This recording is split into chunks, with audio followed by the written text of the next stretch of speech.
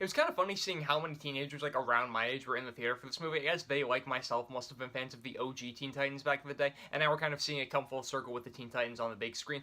This movie's a little bit different than that original series, though, so without further ado, I'm John Hayeck, and welcome to my movie thoughts.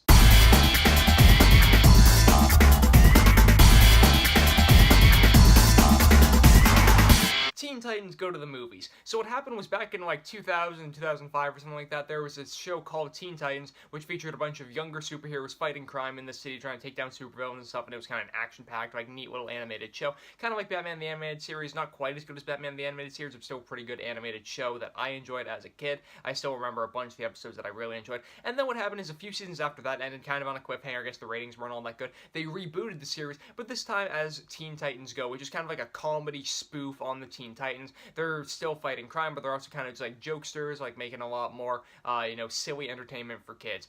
The original Teen Titans show I thought was like really good, and I think I remember my dad watched a bunch of episodes with me, and that like kind of worked as an action show that was quite enjoyable. I haven't seen any of the new Teen Titans Go show, but from what my friends have told me, it's primarily aimed like at kids and just kind of like making jokes at kids. This movie, Teen Titans Go to the Movies, is based on Teen Titans Go. It's supposed to be kind of a funny movie. It's supposed to be kind of an action-packed movie at the same time, but it's primarily aimed at kids as far as I know. And I saw two trailers of this movie. The first one I thought was terrible. The second one I actually thought was kind of interesting. And as you can see in both of those trailers, what happens is Robin feels like he is not the superhero that he is supposed to be. He really feels like he should get a lot more credit for what he's doing, and he thinks that the only way he can show that he's a credible superhero is by getting a movie made about himself and the other Teen Titans. The Teen Titans lineup, it's Robin, Raven, Beast Boy, Starfire, and Cyborg. Still remember that from when I was just a kid. And the five of them are trying to get a movie about themselves made, and to do that, they need to find an arch nemesis. They find Slade, who is the villain in the original Teen Titans series, probably also in Teen Titans Go. He's appeared as Deathstroke also in Arrow and on the big screen in Justice League, but they're fighting Slade, and this movie, it's difficult to talk about what I liked and what I didn't like. I'll walk you guys through what I thought about the movie. So the first act of the movie, you're like introduced to the Titans and you're kind of introduced to their goal, like they want this movie made about themselves and stuff, right? But what happens is before you know they want to be credible, they want a movie to be made about themselves to like be established as credible, you just see them kind of like fighting crime, and that was terrible. The dialogue was bad. They did this like musical number that I just thought was horrible. It was like them rapping stuff. It might have even been their theme song that pops up once more in the movie.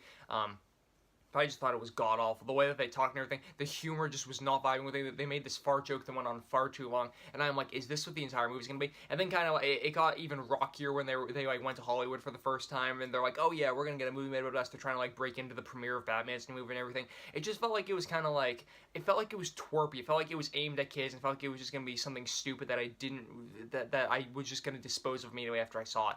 And this movie is disposable, but the second two acts pick up. The second act in particular I thought was great. It was probably the highlight of the movie for me.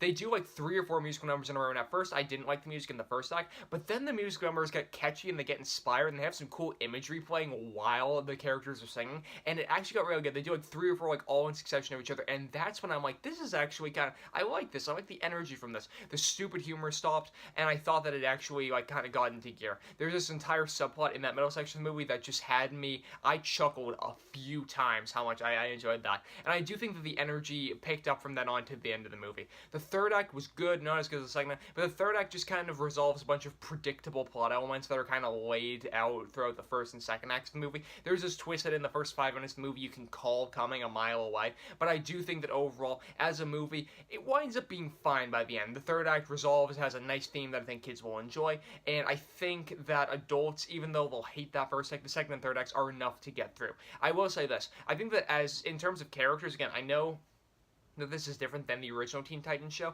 but I thought that overall, Cyborg stole this movie from me. He was never like my favorite Teen Titan when I was watching the shows, because I always liked Robin and Raven probably the best. Those were my 2 favorites. Cyborg's humor worked super well. I really liked him. On the other hand, and Raven and Starfire and Robin I thought all worked perfectly fine, but Beast Boy I thought was terrible. Now, it wasn't just like the voice or anything, but the way he talked and the humor that like he kind of threw out, it felt offensive in a couple ways. It just felt like it was something that shouldn't be in a kid's show, because it just felt like it was kind of, a stereotype that I didn't really think was all that healthy, and I don't know, I just, that kind of rubbed me the wrong way for a good portion of the movie. Luckily, Beast Boy is not nearly the most important part of the movie, so again, I can, like kind of shove that aside, but it was still a noticeable element of that. Another thing that I did enjoy about the movie is the Easter eggs are incredible. There's so much stuff, not only from DC, mostly from DC, but like not only from DC. There's so much stuff throughout this movie that like a fan of pop culture, a fan of DC, and a fan of superheroes is just gonna pick up on and really, really, really enjoy. So guys, tell you this: the Easter eggs of the movie are pretty good. Most of the characters are okay. Some of them are not. The movie's predictable. It has an okay theme, and I do think that the second act is great and the third act is fine. It's not something I think you need to rush out and see whatsoever. Your kids will like it, but I think if you watch it on Cartoon Network with your kids, you're probably gonna get the same amount of enjoyment out of it. I'm honestly shocked that the movie has like a 90-something% on Rotten Tomatoes, because it does feel so immature and so predictable at points that I'm shocked so many people have liked it thus far. But I do think it's a movie that's an improvement over a lot of animated movies I've seen in the past couple of years, namely the Emoji Movie, which came out on the same weekend last year. So guys, Teen Titans Go to the Movies. If you take your kids to see it, or if you wind up seeing it, let me know what you thought of it in the comment section down below. Stay through the post-credits. That was one of the best parts of the movie as well. And there was one cameo what happened with the movie too that I won't ruin for you, but was amazing. You guys can also go over to mymoviethoughts.com for tons more posts from me. Subscribe to this YouTube channel for tons more posts from me, and follow me on Twitter at John M. Hayeck. Links all three of those are in the description down below. You guys know how to like this video, comment on it, share it with some friends. I am John Hayeck, as always. Thank you guys so much for watching.